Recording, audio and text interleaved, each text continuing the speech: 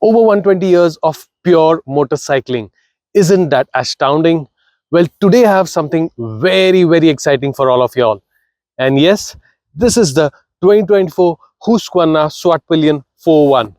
Talking about the exteriors, now the motorcycle feels a little more rounded than the earlier version, and it feels much more bigger in size. It has a much longer wheelbase, plus it's also increased by breadth. If you see the headlights, now you get these nice LEDs, plus this DRL rings on the sides.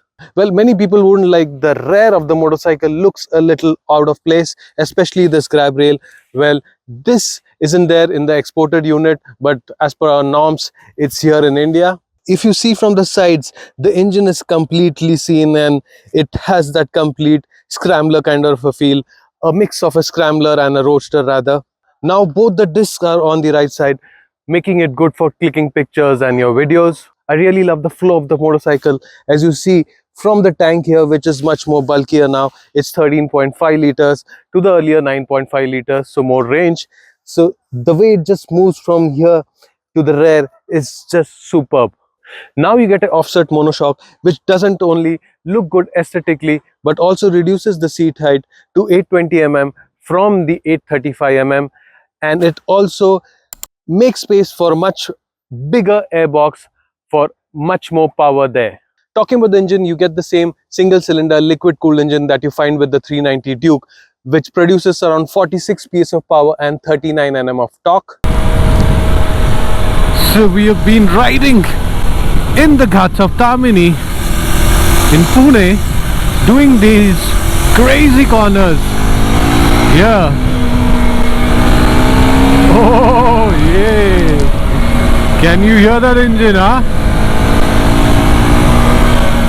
Liquid cooled engine churning out 46 PS of power. The engine definitely gets stretched past around 3,500-4,000 RPM and kind of vibrates, and you can definitely feel that vibration on your foot pegs. It's not going to be a very smooth ride with this Husqvarna. You're going to feel the vibes hitting most of your foot pegs and traveling all over up towards your body. Talking about the tires, you get these Scorpion Pirelli tires.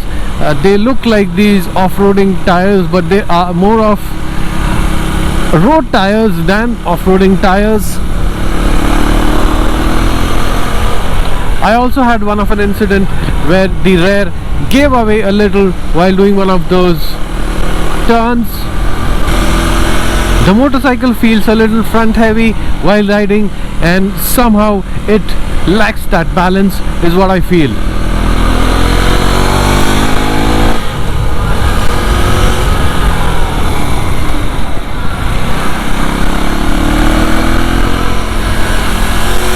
But turns are superb, and I just scraped the foot peg right now.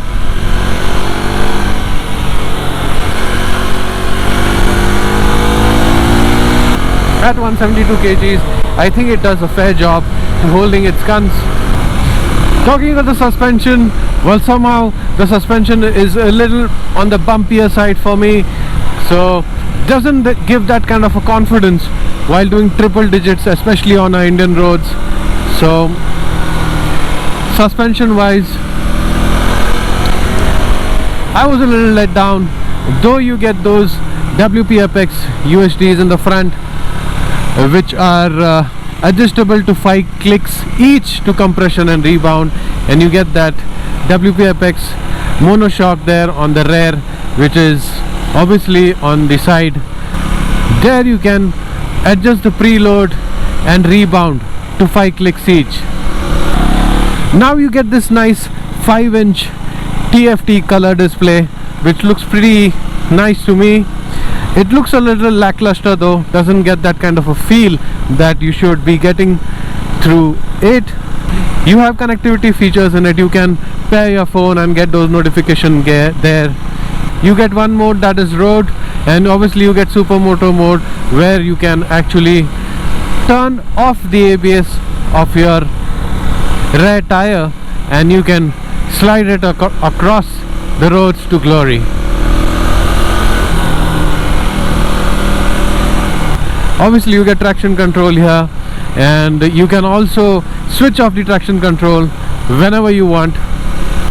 Now when you go in Supermoto ABS and you turn the motorcycle off, you still will go into the Supermoto mode once you switch on the motorcycle. But that's not the case with traction control, because if you have switched off the traction control and if you turn off the motorcycle and once you turn it back on again, the traction control is going to be on. So that's kind of a bummer for me. Oh, there we see some of our friends.